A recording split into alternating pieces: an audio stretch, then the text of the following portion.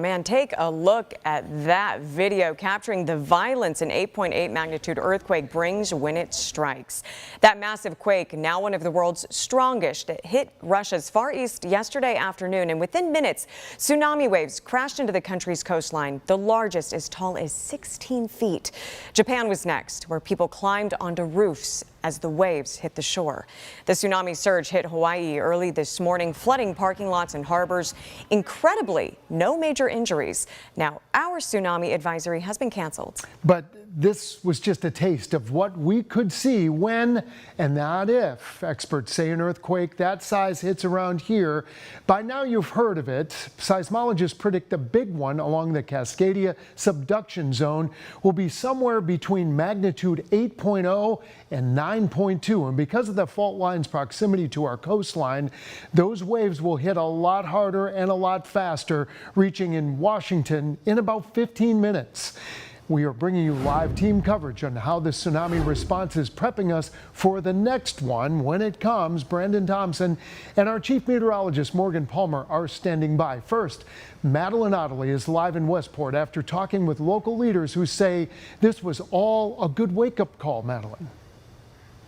Yeah, absolutely. And thankfully, no major damage, at least locally, from it. No tsunami advisories anymore here. There are still some warnings we should note out on the beaches because we could be dealing with some strong currents as late possibly as tomorrow mid-morning. You know, thankfully for something like this, we had so much warning yesterday with this event, and people say that really helped them calm down.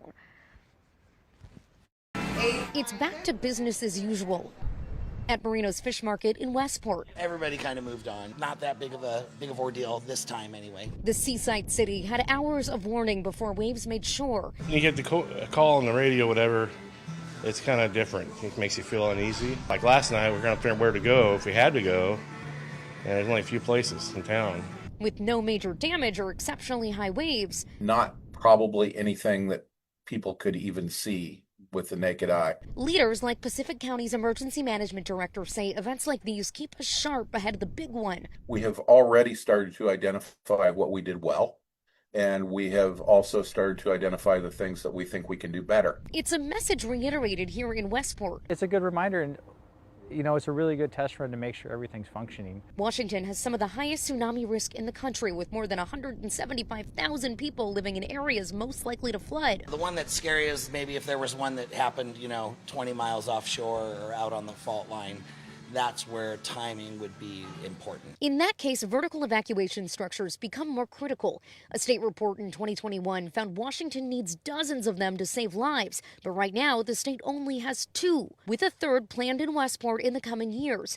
The cost of just that one, just under $17 million. Another planned in Long Beach recently put on pause after the Trump administration made cuts to the FEMA program that helps fund them. Tuesday's event, a good reminder the risk is out there. More prepared, definitely. It's a hard thing to kind of comprehend sometimes.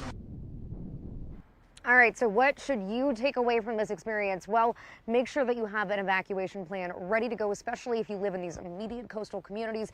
Get that emergency kit packed, and then, of course, as always, sign up for those emergency alerts. Live in Westport, Madeline Ottley, KIRO 7 News.